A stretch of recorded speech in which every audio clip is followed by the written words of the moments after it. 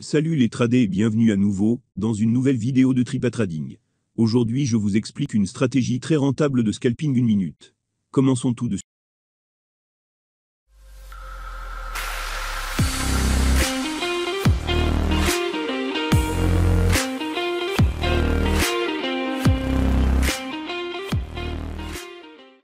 Avec cette stratégie, j'utilise 3 indicateurs. J'utilise la moyenne mobile exponentielle, avec l'abréviation EMA 2 fois. Je clique donc 2 fois sur celui-ci. Le troisième indicateur que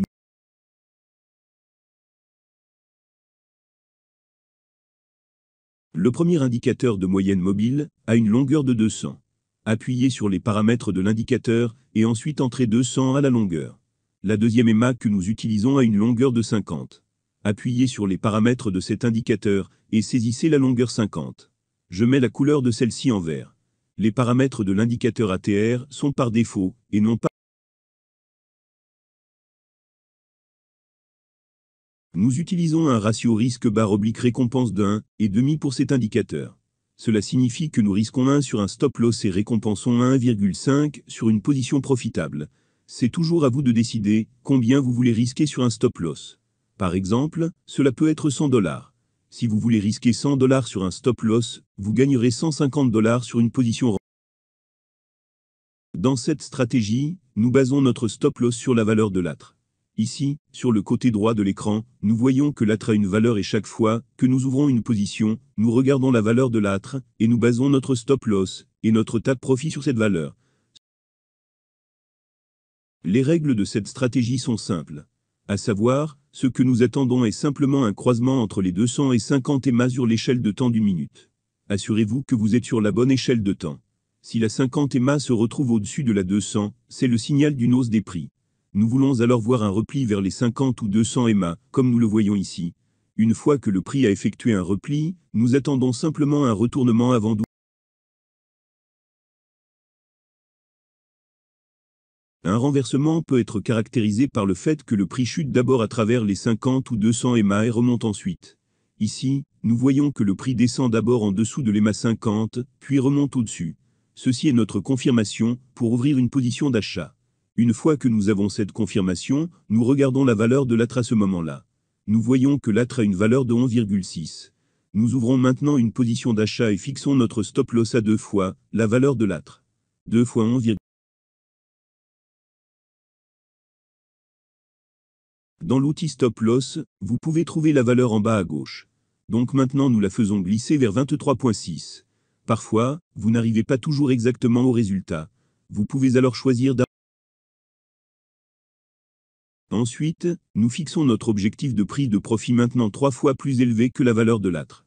C'est-à-dire 3 fois 1,60, ce qui donne une valeur de 34,8. Nous voyons que cette position a été fermée de manière. L'avantage de l'indicateur ATR est que vous n'avez pas à vous soucier de l'endroit exact où placer votre stop loss. En effet, de nombreux traders débutants ne savent pas exactement ce qu'il faut faire avec le stop loss. Doit-il se situer en dessous du dernier plancher? Ou bien le stop loss doit-il être placé légèrement au-dessus, ou, au contraire, beaucoup plus bas? Si vous utilisez simplement l'indicateur ATR, vous vous débarrasserez de tous ces soucis. L'ATR calcule simplement pour vous à quel endroit, le stop loss, et l'objectif. Maintenant que nous avons placé une position rentable, nous attendons à nouveau un croisement entre les EMA 200 et 50. Ainsi, nous n'ouvrons pas plusieurs positions à chaque fois. Vous pouvez également exécuter cette stratégie dans une tendance baissière. Dans ce cas, si vous voulez exécuter une position de vente, vous devez attendre que la 50 EMA passe en dessous de la 200 EMA. Donc, à nouveau, nous voulons voir un croisement entre les lignes, mais maintenant dans la direction opposée, comme vous pouvez le voir ici sur le prix. Nous voyons un croisement entre les lignes après quoi le prix redescend vers les.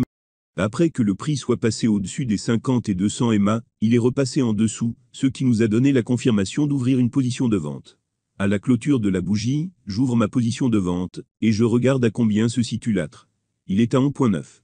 Nous faisons maintenant 2 fois 11,9, et nous utilisons cela comme notre stop loss. 2 fois 11,9 égale 23,8. Et comme objectif de prise de profit, nous faisons 3 fois la taille de l'ATR. Donc 3 fois 11,9 égale 35,7. Comme vous pouvez le voir, c'était encore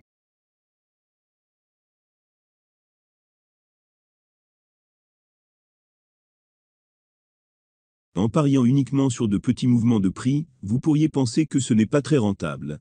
Mais beaucoup de traders oublient que les leviers peuvent vous donner un très gros avantage. Imaginez qu'un petit mouvement de prix ne vous fasse gagner que 0,10%. En soi, ce n'est pas grand-chose. Mais si vous utilisez un levier de 20, par exemple, vous ne gagnerez.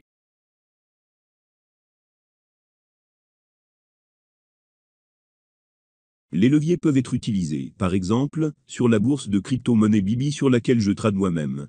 Dans l'interface de trading, vous pouvez facilement vérifier le nombre de leviers que vous souhaitez utiliser. Cela peut aller jusqu'à un effet de levier de 100. Ce que beaucoup de gens oublient avec les stratégies, c'est que vous ne gardez pas seulement un œil sur un prix. Certains traders gardent un œil sur 50 prix de crypto et ouvrent 100 positions d'achat ou de vente chaque jour. Si vous voyez les choses de cette façon, un bénéfice de 0,10% par position est bien sûr énorme. Si vous voulez aussi trader sur Bibi, il y a un lien dans la description.